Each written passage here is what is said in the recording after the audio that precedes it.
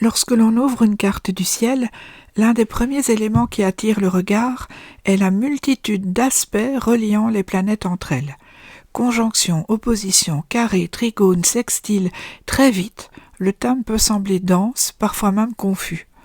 Mais tous les aspects n'ont pas le même poids, ni la même portée. Savoir les hiérarchiser est essentiel pour comprendre la dynamique réelle d'un thème natal et éviter de se perdre dans une lecture trop fragmentée. Les aspects majeurs décrivent les dialogues fondamentaux entre les planètes. Ils montrent comment les différentes fonctions psychiques coopèrent, s'opposent ou cherchent à s'harmoniser. Mais un thème n'est pas une addition mécanique d'aspects. Certains structurent profondément la personnalité, tandis que d'autres apportent des nuances secondaires. Hiérarchiser, ce n'est pas éliminer, c'est donner une juste place à chaque élément. La première clé d'organisation repose sur les planètes impliquées. Les aspects touchant le Soleil, la Lune et l'ascendant sont toujours prioritaires. Ils concernent l'identité, le vécu émotionnel et la manière d'entrer en relation avec le monde. Un carré Soleil-Saturne, par exemple, aura bien plus d'impact qu'un aspect harmonique entre deux planètes lentes. De la même manière, les aspects impliquant les luminaires parlent du cœur même de la personne, de ce qui se vit au quotidien. La seconde clé concerne la nature de l'aspect. Les conjonctions, les oppositions et les carrés structurent fortement le thème.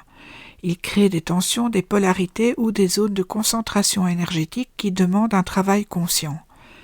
Ces aspects ne sont ni bons ni mauvais en soi, mais ils indiquent des axes majeurs de développement.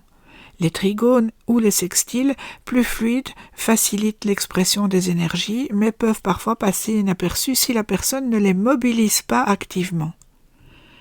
L'orbite joue également un rôle central. Un aspect exact ou très serré agit avec beaucoup plus de force qu'un aspect large. Un carré à 1 degré d'écart n'aura pas le même impact qu'un carré à 8 degrés, par exemple. La précision renforce l'intensité.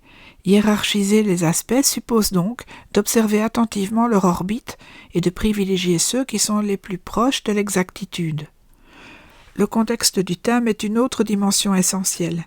Un aspect ne se lit jamais tout seul. Il doit être replacé dans l'ensemble du thème, dans la dynamique des signes, des maisons et des dominantes planétaires. Un carré peut être vécu de manière très différente selon qu'il s'inscrit dans un thème déjà tendu ou dans une carte globalement harmonieuse. La hiérarchisation demande une vision d'ensemble presque musicale où certains accords structurent la mélodie principale. Les planètes lentes, souvent, colorent une génération entière.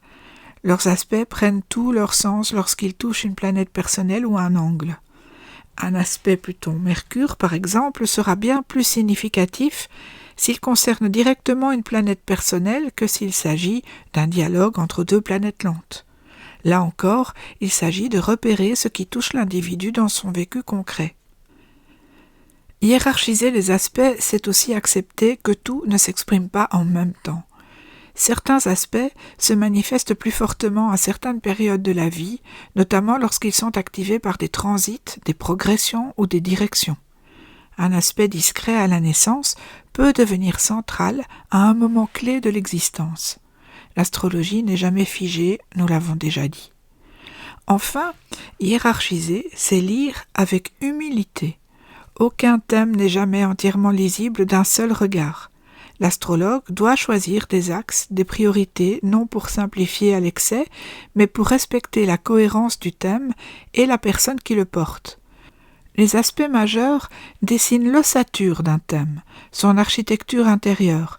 Les comprendre et les classer permet une lecture plus juste, plus profonde et surtout beaucoup plus humaine. À bientôt pour un prochain épisode.